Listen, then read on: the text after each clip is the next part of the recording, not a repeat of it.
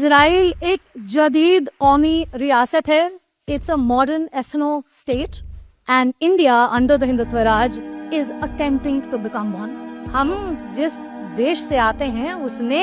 आज़ादी की लड़ाई इस्तेमारा के खिलाफ लड़ी है, कॉलोनाइजेशन के खिलाफ लड़ी है, लेकिन हमारा मुल्क बढ़ चढ़ कर हाथ मिला रहा है, चाहे वो इकोनॉमिकल तरीके से, चाहे वो इकोनॉमिक्स के लिए, चाहे ड्रोन्स हो, चाहे पिगासूस हो, चाहे बुलडोजर पॉलिटिक्स हो. फासीवादी और कॉलोनियल सरकारें और जो एक एथनो मॉडर्न स्टेट एस्टैब्लिश करना चाहती हैं वो एक दूसरे से टूल किट शेयर करती रहती हैं और माशाल्लाह से हमारे मुल्क की सरकार इजराइल से लगातार वो टूल किट शेयर करती आ रही है और करती रहेगी. आम जनता है अगर वो खाली फ्री पैलेस्टाइन भी लिख देती है अपने फेसबुक पोस्ट के ऊपर या झंडा लेकर चली जाती है तो उसको इस बात का डर रहता है कि उसके ऊपर टेररिज्म का चार्ज लग जाएगा या उसको जेल में फेंक दिया जाएगा या वो बोलेगा. तो ये जो लाइन ऑफ ऑफेंस है बहुत नीची हो गई. और जिन ए पॉलिटिकल या गैर सियासी लोगों की हम जिक्र कर रहे हैं वो असल में नकाब पोश सियासी लोग हैं, खाली अपने सुकून के हिसाब से,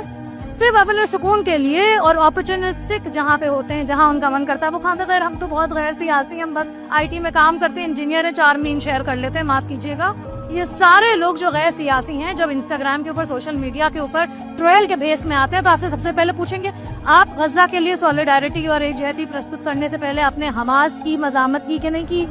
आपने शुरुआत अपनी सॉलिडारिटी की मजामत से की कि नहीं की? तो माफ कीजिएगा मेरी नजर में ये लोग गैर सियासी नहीं है. और अगर आपको अभी तक गजा के बारे में नहीं पता है या उसके बारे में इल्म नहीं रखते हैं आप तो जरूर आप किसी ऐसे बुलबुले में या किसी ऐसे पत्थर के नीचे रह रहे हैं या फिर आप चाहते ही नहीं है जानना. इनफैक्ट मेरी नजर में वो लोग जो 2 साल बाद यहाँ पर आ रहे हैं और कह रहे हैं कि अब हम गजा को समझ रहे हैं, मतलब यकीन मानिए जब आपने देखा कि बच्चों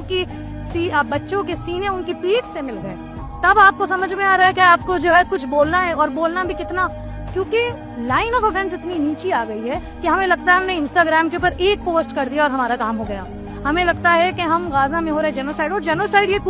ये जो लफ्ज हम इस्तेमाल कर रहे हैं माफ कीजिए कोई जज्बाती अल्फाज नहीं है और ना ही मतलब कोई भी चीज यहाँ पे जज्बाती नहीं है. इट्स अ लीगल टर्म और इंटरनेशनली ये लफ्ज इस्तेमाल हो रहा है और हम पे वाजिब है कि हमारा मुल्क, ये बात याद रखिए, हमारा मुल्क वेस्टर्न आइडियल्स के ऊपर नहीं बना है, ठीक है, मशरिकी आइडियल्स के ऊपर हमारा मुल्क नहीं तैयार हुआ है. हमारा मुल्क जंगे आजादी, कॉलोनियलिज्म के खिलाफ, इंपीरियलिज्म और ऑक्यूपेशन के खिलाफ लड़ाई करके बना है और यहाँ का आईन, यहाँ का फलसफा जिसपे इस मुल्क के लोगों को चलना चाहिए और सरकार को चलना चाहिए वो सब के सब एक फलसफे आजादी और इंसाफ की बुनियाद के ऊपर बने हुए हैं.